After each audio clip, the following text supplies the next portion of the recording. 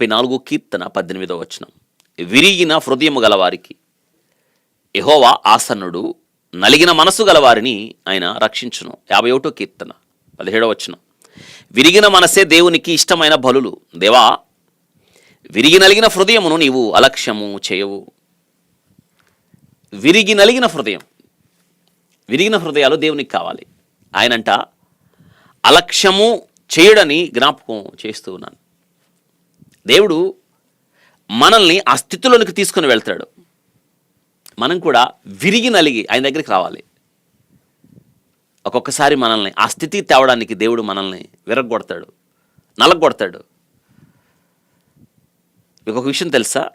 Broken rocks become fountains of water. పగిలిన బండ సందుల్లో నుండే నీరు ప్రవాహాలు వస్తాయి. నువ్వు పగిలిపోతే తప్ప నీలో నుండి దేవుడు కోరుకున్న ఆ జీవపు ఊటలు రావు అని జ్ఞాపకం చేసుకోవాలి. పగలపోతే ఎలా వస్తాయి? అందుకే మనం పగలగొట్టబడిన పాత్రగా మారితే మంచిది కదా. నిజంగా మీరు పగలగొట్టబడిన లేదా విరగొట్టబడిన పాత్రవేనా? ఎబ్బోకురేవు దగ్గర ఆదికాండం 32వ అధ్యాయం 25వ వచనం. యాకోబును దేవుడు పగలగొట్టాడు, ఇశ్రాయేలుగా మారాడు. నిజంగానే దీవించబడిన వాడయ్యాడు, దేవునితో పోరాడి గెలిచిన వాడయ్యాడు. యాకోబు నడక మారింది. యాకోబు జీవితంలో నీతి సూర్యుడు ఉదయించాడు. యాకోబు 12 గోత్రాలకు కర్తగా, తండ్రిగా మారాడు. దీవించబడిన ఎప్పుడు? దేవుడు విరగొట్టినప్పుడు. విరగొట్టబడిన అనుభవాలు యాకోబు జీవితంలో దేవుని చూచిన అనుభవాలు పెనుయల అనుభవాలుగా మారాయి. మీరు విరగొట్టబడ్డారా? ఇష్టపడుతున్నారా? అవును, నీవు విరగొట్టబడిన పాత్రగా దేవుని చేతుల్లో ఉండాలని దేవుడు ఇష్టపడుతున్నాడు. గిద్యోని చేతుల్లో కుండలు, 300 కుండలు, తన దగ్గరున్న సైన్యం కుండలు విరగొట్టబడ్డాయి. అందులో ఉన్న దివిటీలు వెలిగాయి. శత్రువులు ఓడిపోయారు.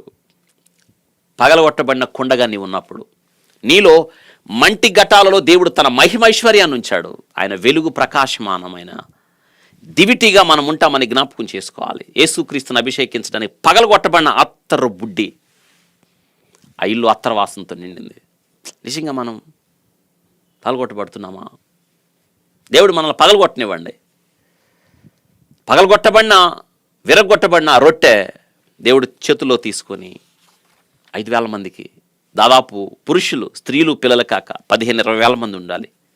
విరగొడతాడు దేవుడు అనేక మందికి ఆశీర్వాదకరంగా ఉండడానికి, నిన్ను రూపాంతరం చెందించడానికి. అంటే నిన్ను నీవుగా కాక, అనగా యాకోబుగా కాక ఇశ్రాయేలుగా మారడానికి, అనగా రూపాంతరం చేయడానికి, నిన్ను ఒక అద్భుతంగా మార్చడానికి, అనేకులకు దీవెనకరంగా ఉండడానికి, దేవునికి దగ్గరగా ఉండడానికి, దేవునితో సంభాషించడానికి, ప్రభు రూపులోకి మార్చడానికి దేవుడు మనల్ని విరగొడతాడు. మీరు ఇష్టపడుతున్నారా? నీవు పగలగొట్టబడిన పాత్రవా? అవును, యేషేబును పగలగొట్టాడు. పగలగొట్టలేదా? 13 సంవత్సరాల నుండి యేషేబు ఐగుప్తు 2వ రథం మీద తిరిగే వరకు కూడా, అనగా 30 ఏళ్ళు వచ్చే వరకు, ఈ 17 సంవత్సరాలు యేషేబును దేవుడు పగలగొడతానే ఉన్నాడు. మోషేను పగలగొట్టలేదా? దావీదును పగలగొట్టలేదా? దేవుడు పగలగొట్టకుండా వాడుకునే వ్యక్తులు ఎవరైనా ఉన్నారా?